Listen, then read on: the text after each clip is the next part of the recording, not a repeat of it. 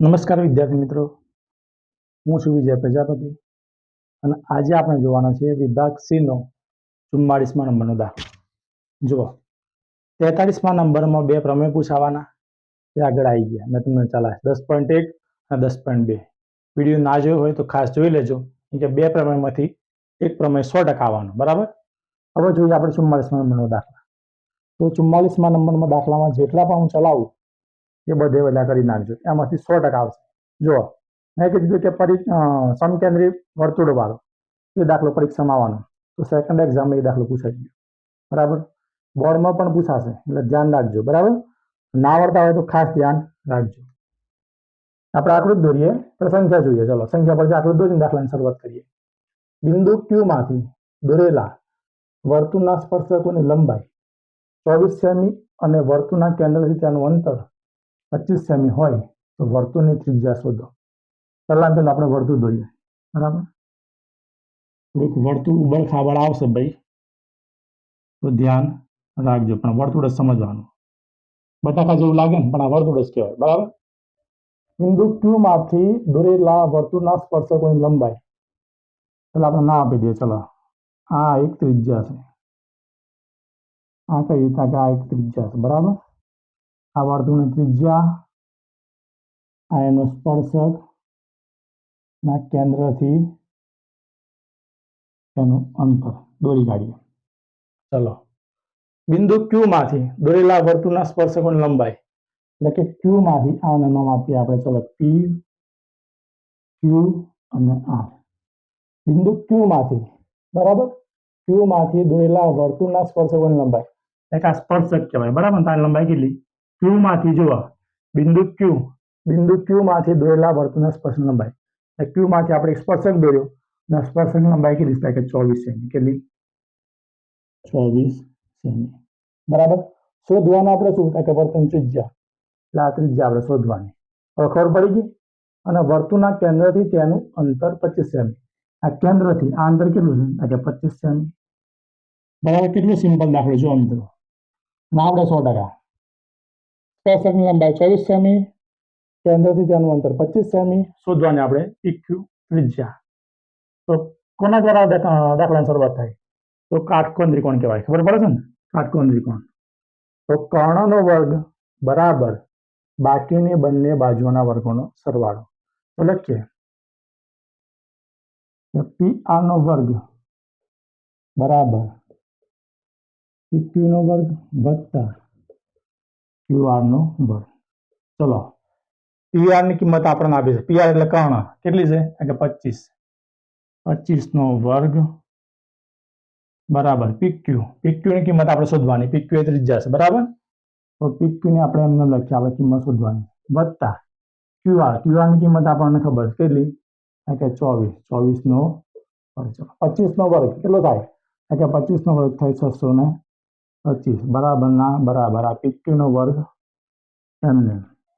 બરાબર. વત્તા 24 નો વર્ગ, તો 24 નો વર્ગ થાય 576. બરાબર. હવે 576 ને આપણે બરાબર ની આ બાજુ લાવી દઈએ. બરાબર. તો 625 તો હતા જ બરાબર ની આ બાજુ.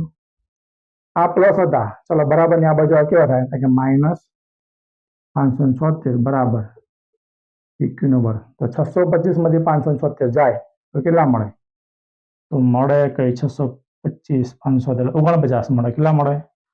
49 બરાબર PQ નો વર્ગ. આપણને PQ ના વર્ગની કિંમત મળી. આપણે PQ ની કિંમત શોધવાની ખાલી. 49 કોનો વર્ગ થાય? તો કે 7 નો વર્ગ થાય. બરાબર PQ નો વર્ગ. બંને બાજુ વર્ગ દૂર થાય તો PQ બરાબર 7. તો આ 7 આપણને શું મળ્યું? તો કે જે 7 મળ્યું આપણને એ શું કહેવાય? કે 7 આપણી ત્રિજ્યા કહેવાય. જો કેટલી મળી ત્રિજ્યા? ત્રિજ્યા મળી આપણને 7 સેમી. આવડે કે ના આવડે મિત્રો? કેટલું સિમ્પલ દાખલો જોયો. પરીક્ષામાં આવું પૂછાય. બરાબર ને? તો કરી નાખજો.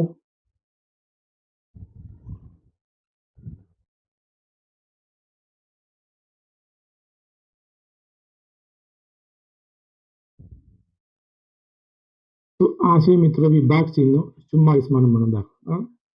તો જોઈએ, આકૃતિમાં આપણને આકૃતિ આપી છે. આકૃતિમાં જો ટીપી અને ટીક્યુ ટીપી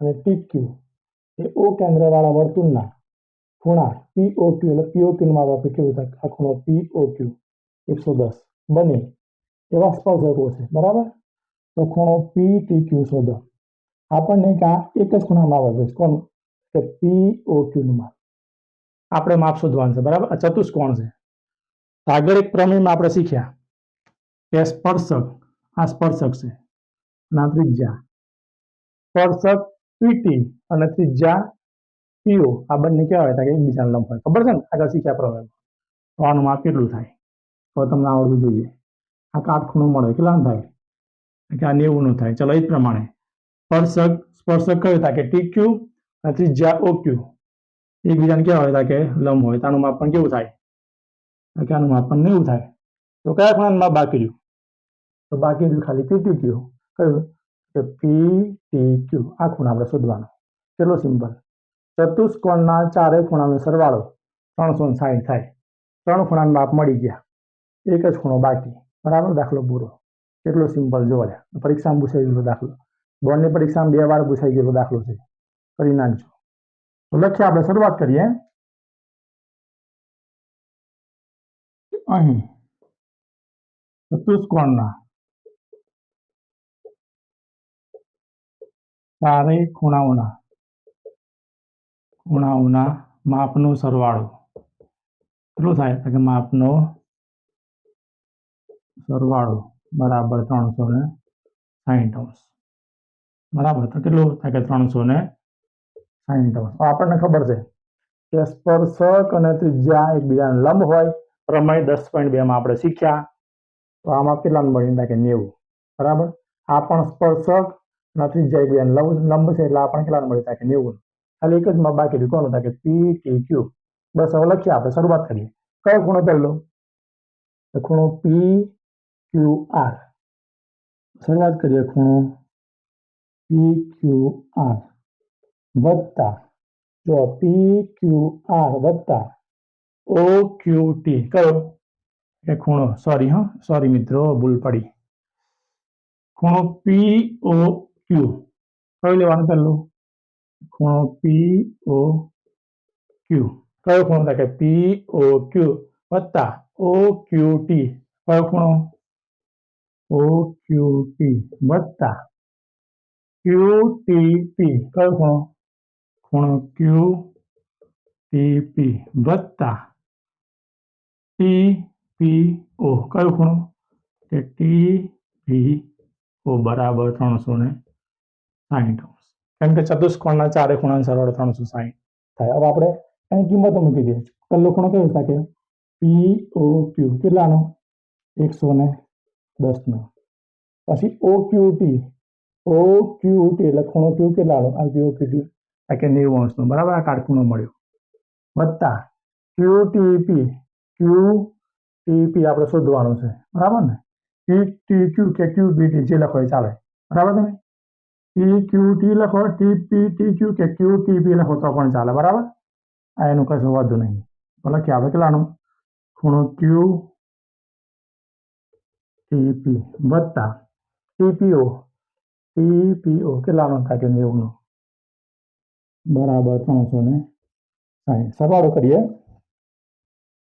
તો 110 ને 90 એટલે 200 અને 290 એટલે 290 વત્તા ખૂણો ક્યુ ટીપી બરાબર 360 ખૂણા ક્યુ ટીપી ના સૂત્રને કરતા બનાય એટલે ખૂણો ક્યુ ટીપી બરાબર 360 290 કઈ બાજુ જાય કેવા થાય કે -290 તો ખૂણો ક્યુ ટીપી ક્યુ ટીપી કહો તો પણ ચાલે અને પી ટી ક્યુ સંખ્યામાં આપણે રકમમાં પી ટી ક્યુ આપ્યું છે એવું લખો તો પણ ચાલે બરાબર બંને સેમ જ છે કોઈ ફરક પડે ના તો 360 માંથી 290 જાય તો કેટલા બાકી રહે કે 70 બાકી રહે તો ખૂણો ક્યુ ટીપી નું માપ કેટલું મળ્યું આપણને 70 અંશ મળ્યું બરાબર રેડી આ ખૂણાનું માપ કેટલું 70 અંશ આવડે કે ના આવડે ગયા બરાબર તો કરી નાખજો એટલે મોસ્ટ ટાઈમ જે દાખલા છે પરીક્ષામાં 100% પૂછાશે